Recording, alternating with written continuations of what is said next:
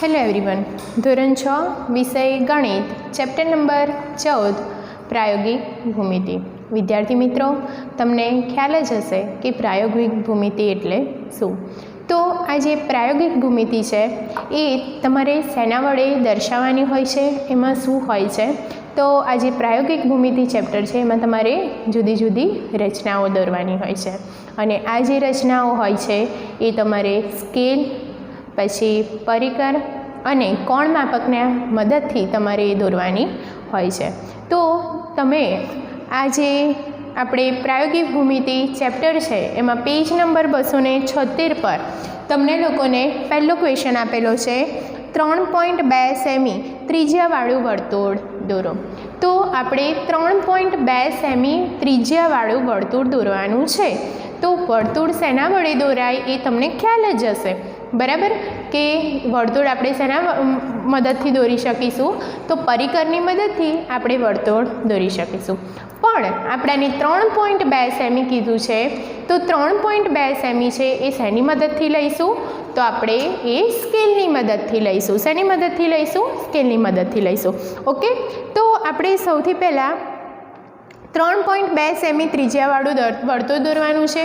જ્યારે પણ તમને આવું વર્તુળ દોરવાનું કહે તો તમારે સૌથી પહેલાં એનું બિંદુ નક્કી કરવું પડશે. શું નક્કી કરવું પડશે? બિંદુ નક્કી કરવું પડશે. બિંદુ આપણે નક્કી કરીશું અને એના ઉપરથી આપણે વર્તુળ દોરી શકીશું. ઓકે, તો આપણે સાથે સાથે રચનાના મુદ્દા પણ લખતા જઈશું.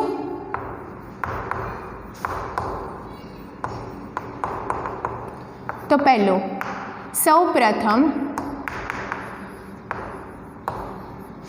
ઓ બિંદુ, બરાબર, કે સૌ પ્રથમ ઓ બિંદુ નક્કી કરો.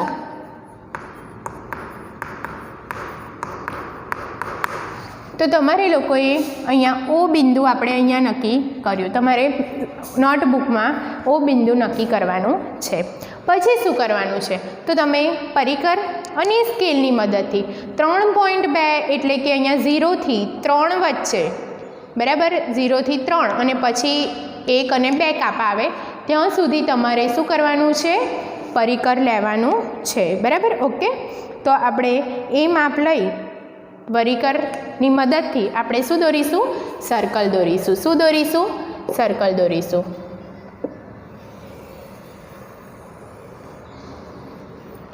તમારે આ જે સર્કલ છે એ કમ્પ્લીટ સર્કલ આવવું જોઈએ. ઓકે, તો તમારે એની મદદથી શું દોરવાનું છે? સર્કલ દોરવાનું છે. તો આપણે આ રીતનું સર્કલ દોરીશું. ઓકે, અને આ જે સર્કલ હશે એ કેટલા સેમીનું હશે? 3.2 સેમીનું. તો આપણે જ્યાંથી બિંદુ નક્કી કર્યું છે ત્યાંથી આપણે લાઈન ખેંચીશું અને લખીશું કે એ જે છે એને શું કેટલા સેમીનું છે? 3.2 સેમી. ઓકે, તો બીજો મુદ્દો શું થશે કે પરિકર ખુલ્લું કરી માપપટ્ટી વડે 3.2 સેમી ત્રિજ્યા લો. ઓકે, તો લખીશું કે પરિકર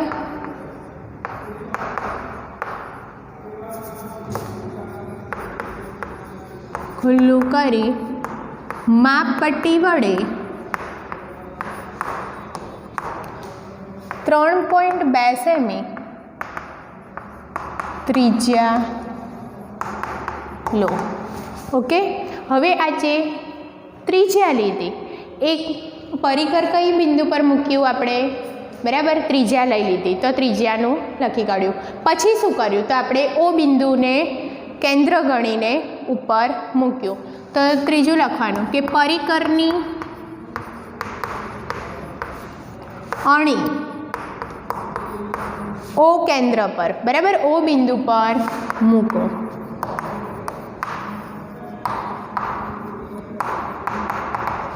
ખ્યાલ આવી ગયો? ક્યાં મૂકવાનું છે? ઓ બિંદુ પર મૂકવાનું છે. પછી શું કર્યું? તો પરિકર પકડી રાખી અને તેનું શું કર્યું? ધીમે ધીમે પેન્સિલથી મૂળ સ્થાને આવે ત્યાં સુધી શું કર્યું? ગોળ ફેરવ્યો. તો લખવાનું કે પેન્સિલ, બરાબર, કે પરિકરને પકડી રાખી પેન્સિલ વડે, પરિકરને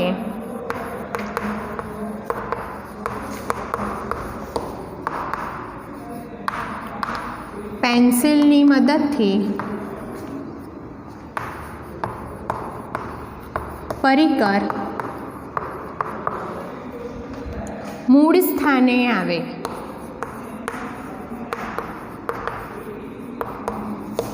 ત્યાં સુધી ગોળ ફેરવો. ઓકે, અને એ થઈ જાય એટલે આ ઉપર પ્રમાણેની આકૃતિ ત્રિજ્યા વર્તુળ છે. માટે આ પ્રમાણેની આકૃતિ 3.2 સેમી ત્રિજ્યાવાળું વર્તુળ છે. ઓકે, આ રીતે તમારે દોરવાનું છે. સૌથી પહેલાં આપણે શું કર્યું તો પરિકર અને સ્કેલની મદદથી આપણે 3.2 સેમી લીધું.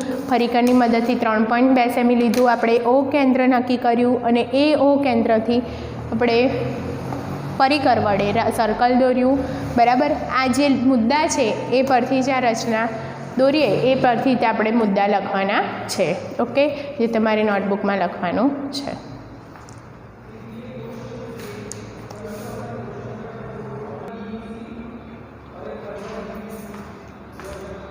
હવે આપણે દાખલા નંબર 2 જોઈશું.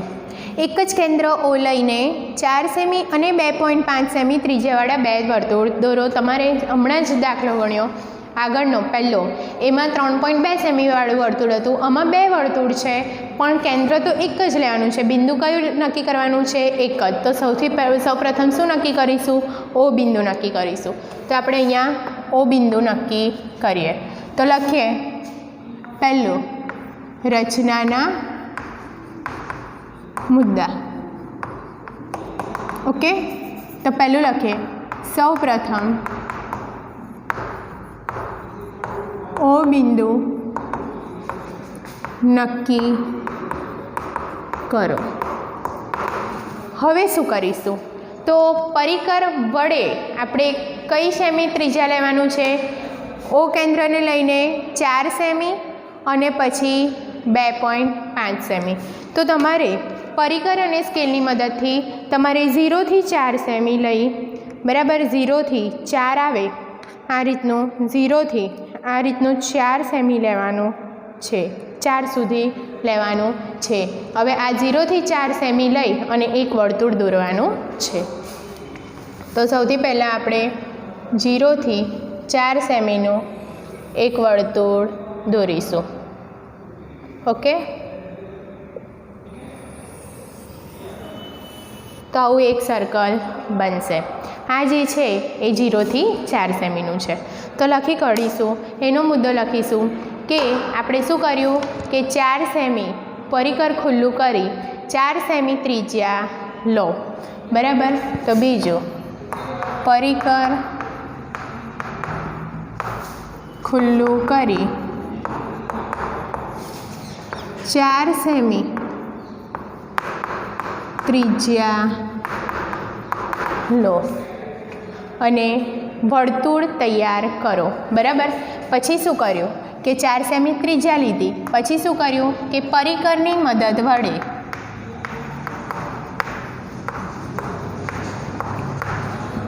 ઓ ને બિંદુ લઈ ઓ બિંદુથી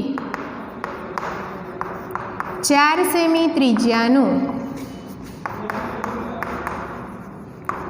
વર્તુળ દોર્યો. તમે આ રીતે પણ લખી શકો છો. આ તે પેન્સિલને ધીમે ધીમે મૂળ સ્થાન આવે ત્યાં સુધી ગોળ ફેરવો. ઓકે, હવે જુઓ એ પતી ગયું. હવે શું કરીશું તો 2.5 સેમી લેવાનું છે. તો 0 થી 2.5 સેમી લેવાનું છે. એટલે કે અહીંયા 0 અને 2 ને વચ્ચે 5 વાળો કાપો છે ત્યાં સુધી આપણે શું કરવાનું છે? 2.5 સેમીનું લેવાનું છે. ઓકે, તો આપણે 2.5 સેમીનું લેવાનું છે. તો આપણે જો અહીંયા આમ કમ્પ્લીટ મૂકીશું અને પછી 2.5 સેમીનું શું દોરીશું? વર્તુળ દોરીશું.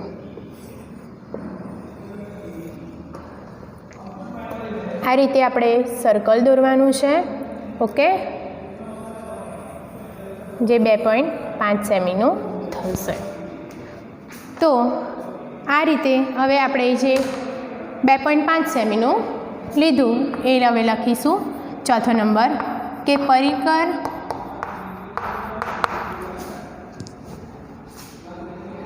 ખુલ્લું કરી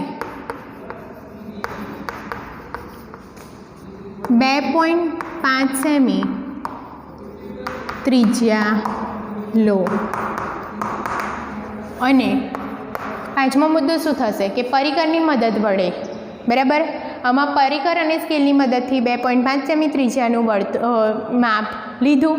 હવે શું કર્યું તો પરિકરની મદદ વડે ઓ બિંદુથી, તો લખીશું પરિકર મદદ વડે ઓ બિંદુથી કેટલા સેમી 2.5 સેમી ત્રિજ્યાવાળું વર્તુળ દોર્યો. ઓકે, આવી રીતે તમારે વર્તુળ તૈયાર કરવાનું છે.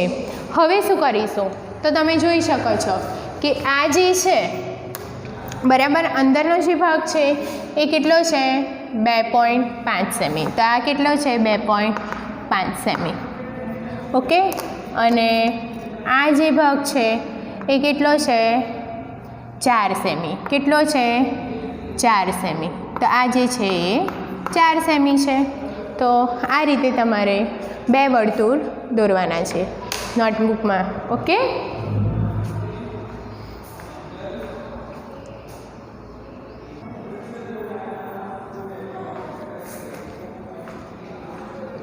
હવે આપણે દાખલા નંબર 3 જોઈશું.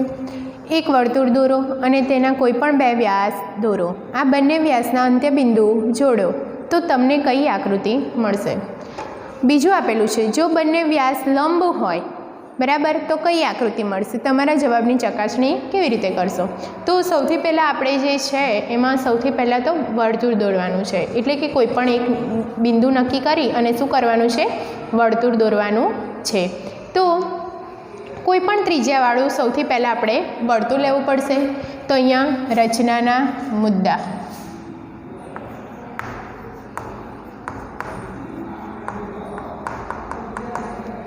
ઓકે, તો સૌથી પહેલાં કોઈપણ ત્રિજ્યાવાળું વર્તુળ દોરો. તો આપણે ગમે તે ઓ કેન્દ્ર લઈ આપણે વર્તુળ દોરવાનું છે. એને આપણે ઓ નામ આપી દઈએ. ઓકે, તો આપણે વર્તુળ દોરવાનું છે તો વર્તુળ દોરીશું.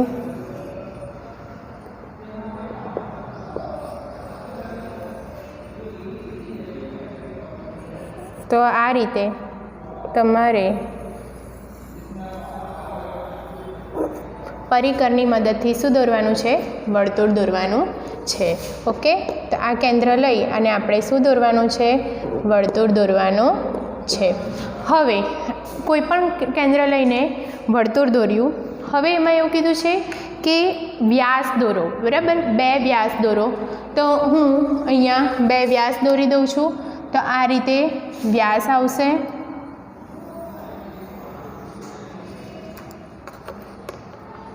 ઓકે, આ રીતના શું આવશે, વ્યાસ આવશે. તો આ જે વ્યાસ દોર્યો છે, ઓકે, તો આ શું દોર્યો આપણે, વ્યાસ દોર્યો છે. તો લખીશું કે શું કર્યું, તેમાં 2 વ્યાસ રેખાખંડ, બરાબર. તો લખીશું બીજું, તેમાં 2 વ્યાસ રેખાખંડ. હવે આને નામ આપી દઈએ. તો આપણે ABCD નામ આપી દઈએ. તો અને એ આપીએ, બી, ઓકે, અને ABC અને D નામ આપીએ. તો કયા કયા રેખાખંડ થયા, BD. સૌથી પહેલાં AC અને BD દોર્યો. તો 2 વ્યાસ AC અને BD દોર્યો, બરાબર. આપણને શું કીધું છે, 2 વ્યાસ દોરો, એના આપણે નામ આપી દીધા. તો AC અને BD દોર્યો. હવે આ જે રેખાખંડ છે એને આપણે અંત્યબિંદુને શું કરીશું, જોડીશું. શું કરીશું? જોડીશું. એટલે કે આ જે અંત્યબિંદુ છે એને આપણે જોઈન્ટ કરીશું. તો આ રીતે આપણે જોઈન્ટ કરીશું. આવી રીતે આપણે જોઈન્ટ થશે. ઓકે, તો આ બી અંત્યબિંદુને આવી રીતે જોઈન્ટ થશે. તો જુઓ, તમે જોઈ શકો છો કે આ રીતે આપણે જોઈન્ટ કરીશું.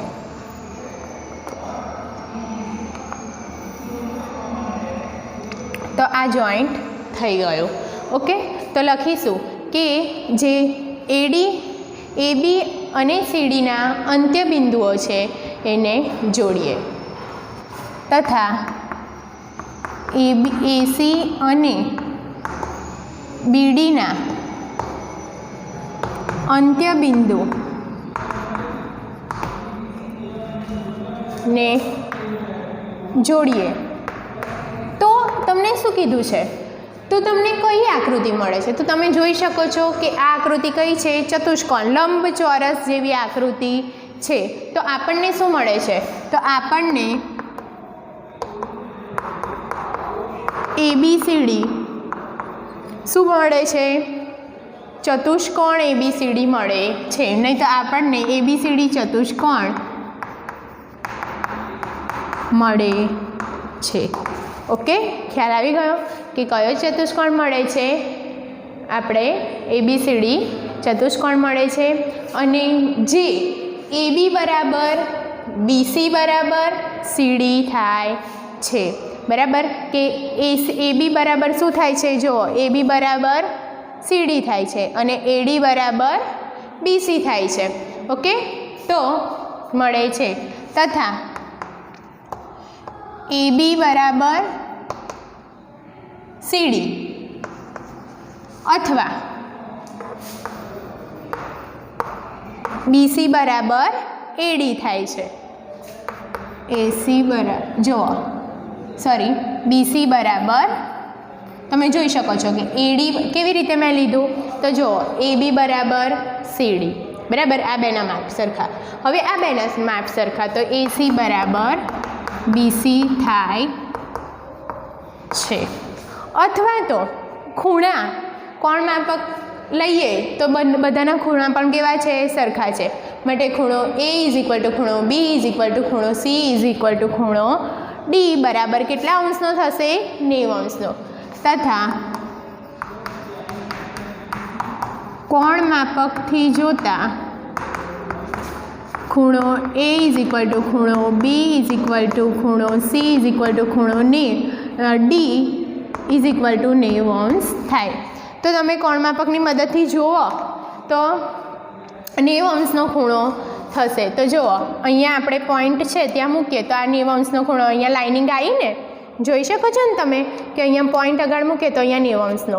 આ બી અહીંયા પોઈન્ટ આગળ આપણે મૂકીએ તો જુઓ, અહીંયા આ પોઈન્ટ આગળ મૂકીએ તો 90 અંશનો થઈ ગયો. એટલે 90 અંશનો થાય છે. આથી ABCD શું છે? ચતુષ્કોણ. એ લંબચોરસ છે. માટે ABCD ચતુષ્કોણ ABCD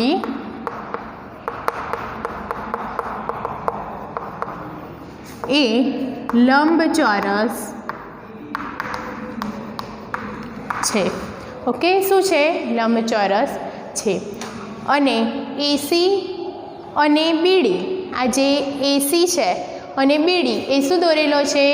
વ્યાસ દોરેલો હોય તો આપણાને શું મળે છે? રેખાખંડ AC. બરાબર, રેખાખંડ AC અને રેખાખંડ BDના અંત્યબિંદુ ચતુષ્કોણ ABCD મળે છે. ઓકે, તો લખવું હોય તો લખી કાઢવાનું કે બંને વ્યાસ કયા દોર્યા? AC અને BD. બરાબર, કે AC અને BD ના અંત્યબિંદુ જોડતા. બરાબર, આ અંત્યબિંદુ છે એને શું કર્યા? જોડતા આપણને ચતુષ્કોણ ABCD મળે છે. ઓકે, તો હવે આગળ આપણે શું કરીશું? તો જુઓ કેવી રીતે. તો તમને આગળ કીધું છે કે બંને વ્યાસ લંબ હોય. બરાબર. હવે આપણાને લંબ કીધું છે તો સૌથી પહેલાં આપણે પાછું વર્તુળ દોરીશું. તો કોઈ પણ કેન્દ્ર ઓ નક્કી કરીશું. તો ઓ નક્કી કર્યું. હવે આપણે એને વર્તુળ દોરીશું.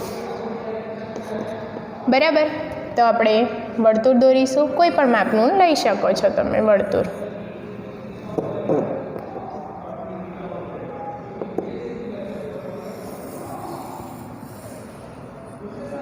તો આપણે વર્તુળ દોરી દીધું. હવે એમાં લંબ કીધું છે તો આપણે લંબ દોરીશું.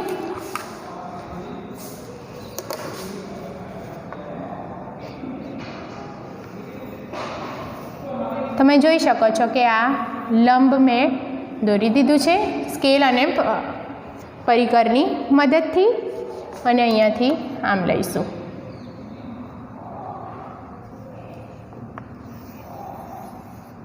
ઓકે, આપણે લંબ લઈ લીધું.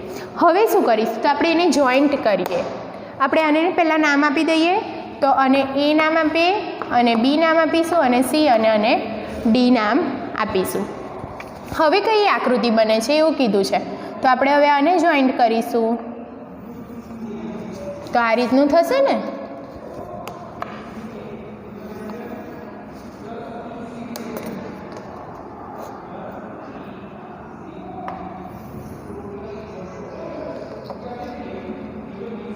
તો તમે આ રીતે જોઈન્ટ કરવાનું. તો તમે જોઈ શકો છો કે આ શું બન્યું?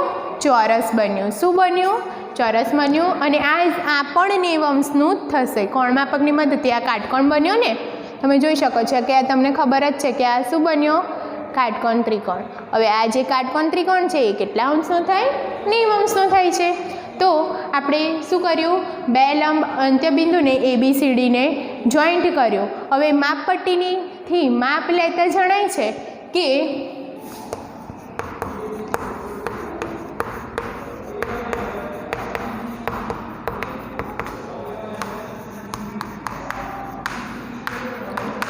AB ઇઝ ઇક્વલ ટુ શું થશે? AB is equal to BC is equal to CD is equal to DA. Okay, AB is equal to DA. ખ્યાલ આવી ગયો? આના બરાબર આ બે, આના બરાબર આ થશે. અને જે છે એ કોણ માપકની મદદથી જોઈશું. તો તમે જુઓ, આ મેં કાટકોણ ત્રિકોણ તો દોરી દીધો છે. તો જો અહીંયા આવી ગયો ને 90 અંશ. તમે ગમે તે રીતે કરશો તો પણ અહીંયા શું આવશે? એને પોઈન્ટ ઉપર આપણે મૂકીશું તો 90 અંશ જ આવશે. અહીંયા જો લાઈન આગળ 90 અંશ, એટલે કે આ કેટલા અંશનું છે? 90 અંશનું છે. અને કોણ માપકથી માપ લેતા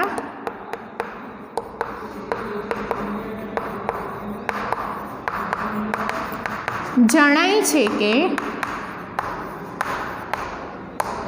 તો ખૂણો એ બી કેટલાનો છે? ખૂણો A ઇઝ ઇક્વલ ટુ ખૂણો B ઇઝ ઇક્વલ ટુ ખૂણો C ઇઝ ઇક્વલ ટુ ખૂણો D બરાબર કેટલા અંશનો થાય છે?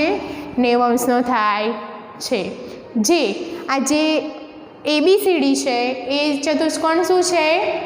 ચોરસ છે. આ ચોરસ બન્યું ને એટલે શું છે? ચોરસ છે. આમ ચતુષ્કોણ ABCD ચોરસ છે. ઓકે, તો આપણાને ક્વેશ્ચન ખબર પડી ગઈ. તો સૌથી પહેલાં બે વ્યાસ દોર્યા એ શું હતું? લંબચોરસ હતું. અને બીજો છે એ શું મળે છે? ચોરસ મળે છે. આમાં દાખલો અહીં પૂર્ણ થાય છે, જે તમારે નોટબુકમાં લખવાનો છે. ઓકે,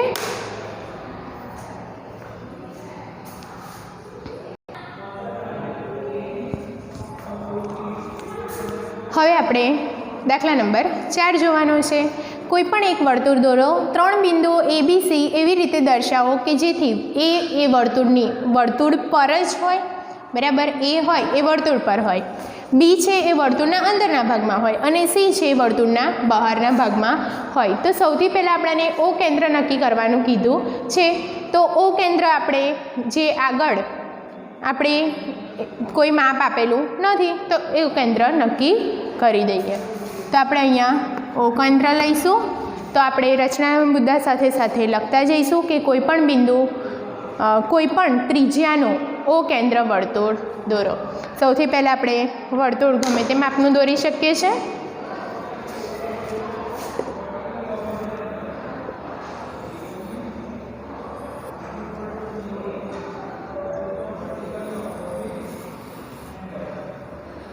તો જુઓ માપનું શું દોર્યું? વર્તુળ દોર્યું. ઓકે, તો લખીશું કે કોઈ પણ ત્રિજ્યાનું ઓ કેન્દ્રનું વર્તુળ દોરો. તો પહેલું લખીશું કોઈ પણ ત્રિજ્યાનું ઓ ને કેન્દ્ર લઈ ઓ કેન્દ્રનું વર્તુળ દોરો. હવે શું કીધું છે કે આ વર્તુળ દીધું છે એમાં એ વર્તુળ પર હોય તો ગમે તે આમાં એ કેવું હોવો જોઈએ વર્તુળ પર, તો મેં અહીંયા લખું બરાબર એ વર્તુળ પર. બી વર્તુળની અંદરના ભાગમાં અહીંયા ગમે તે અહીંયા અંદરના ભાગમાં બી લઈએ અને સી એ વર્તુળની બહારના ભાગમાં હોય બરાબર, યા તો અહીંયા ગમે તે લખી શકો છો બરાબર. અને સી બહારના ભાગમાં એટલે હું અહીંયા લઉં છું. તો લખી કાઢીએ કે કોઈ પણ બિંદુ એ લો જે વર્તુળ પર હોય, બી લો એ અંદરના ભાગમાં હોય ને સી લો જે બહારના ભાગમાં હોય. ઓકે, તો લખીશું બીજું કે બિંદુ એ લો કે વર્તુળ પર જ હોય. ઓકે, કે કોઈ પણ બિંદુ એ લો કે જે વર્તુળ પર હોય. ત્રીજું લખીએ કે બીજું શું કર્યું? તો કોઈ પણ બિંદુ બી લો કે જે વર્તુળના અંદરના ભાગમાં હોય. અને પછી ત્રીજું શું કર્યું? તો કોઈ પણ બિંદુ સી લો કે જે વર્તુળના બહારના ભાગમાં હોય. ઓકે, તો આ રીતે તમારે યાદ રાખવાનું છે. તો આ રીતે તમારી રચના અહીંયા પૂર્ણ થાય છે.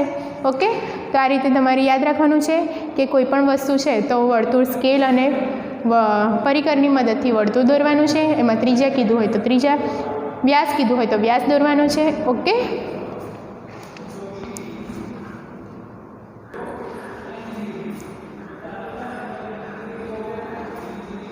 તમને લોકોને પેજ નંબર 276 પર 5મો દાખલો છે. એ અને બી કેન્દ્ર સમાન ત્રિજ્યાવાળા બે વર્તુળ દોરો. મીન્સ કે ગમે તે ત્રિજ્યાવાળા તમારે બે વર્તુળ દોરવાના છે પરિકરની મદદથી. ઓકે, તો તમે આવા વર્તુળ બે દોરશો બરાબર, સમાન ત્રિજ્યા. મીન્સ કે આના આ જ વર્તુળ તમે કેવી રીતે દોરશો? બીજું આવું ને આવું વર્તુળ દોરશો. ઓકે, શેની મદદથી? પરિકરની મદદથી. પછી શું કીધું છે કે તેમાંનું બીજા વર્તુળ કેન્દ્રમાંથી પસાર થાય તેને છેદ બિંદુ સીડી લો બરાબર. છેદ બિંદુ એટલે આ બે જે પસાર થાય છે ત્યાંથી આ છેદ બિંદુને શું કહેવાનું? અને સીડી લેવાનું છે. આનું નામ સી અને ડી આપી દેજો. પછી શું કીધું છે? ચકાસો કે એ બી અને કાટખૂણે દુભાગે છે. તો આ જે વચ્ચે લઈશું એને એ બી નામ આપીશું. તો કાટખૂણે દુભાગે છે એટલે તમારી આવી આકૃતિ બનશે જે આપણે આગળ ગણ્યા છે એ જ રીતનું છે, સમાન ત્રિજ્યાવાળા. તો આનું આ જ માપનું બીજું પરિકરથી મદદથી આપણે વર્તુળ દોરવાનું છે અને આવી છેદ બિંદુ દોરી અને 5મો દાખલો એ તમારે ઘરે જાતે પ્રેક્ટિસ કરવાની છે. ઓકે, તો આ રીતે તમારે નોટબુકમાં રચના દોરવાની છે. Thank you all of you.